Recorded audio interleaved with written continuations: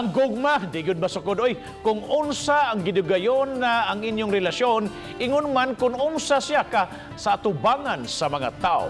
Napamatud-an kini sa panaghigugmaay sa usa ka Tomboy ug Bayot diin ang ilang relasyon misangpot yun sa pagpakasal. Andam baka sila ang usag-usag nga magbaylo sa ilang mga persona kung aduna na unya sila'y pamilya. Atong sayran sa report ni Luan Mayron Dina.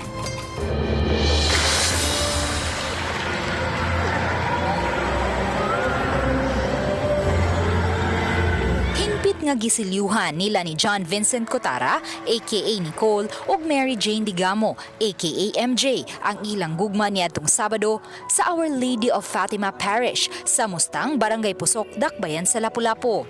Isip pagrespeto sa simbahang Katoliko, si Nicole ang misulob sa coat and tie, samtang si MJ ang nagboda. Ang pagbinayluay nila og Aidu gisaksihan sa ilang tagsa-tagsa ka mga pamilya ug ang ilang principal sponsor si Mayor Jonard Ahong Chan. Matod nila ni MJ ug Nicole, wala sa gidugayon sa relasyon ang pagsukod aron makahukom ang usag-usa nga mosulod na sa kaminyoon. Decided jud ma'am kanang sa kanang acceptance sa tao ug willingness mo jud na ang nidasa ko nga ako mismo ni propose niya. Og love sad. Kung dili mo na sa kadugayon, kung dili na sa kadugayon nga kanang kamo or nag-ipon mo, importante is kanang love jud yung usag-usa.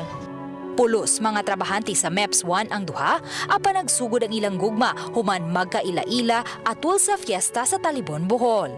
Lumad nga taga Talibon, Bohol si MJ, samtang si Nicole taga Datag, Maribago. Ning pagsulod nila sa kaminyoon, aminado ang duha nga magbaylo sila og papel aron makabuo og pamilya. Ug mabuntis ka nang willing ka magdaster, ana-ana. Willing kaayo. Everyday na ako sige sungog ganang what if kanang mabot sa point kanang natay baby niya. Mabuntis na ka. Ikaw man siya mabuntis, alang nga sa ako. Atol sa reception sa ilang kasal niadtong Sabado, nahugyaw ang tanan human magbaylo og outfit ang duha. Si Nicole na ang nagboda, samtang si MJ ang nag-coat and tie. Uban ni Godfrey Rilien, Luan Mayron Dina, Balitang Bisdak.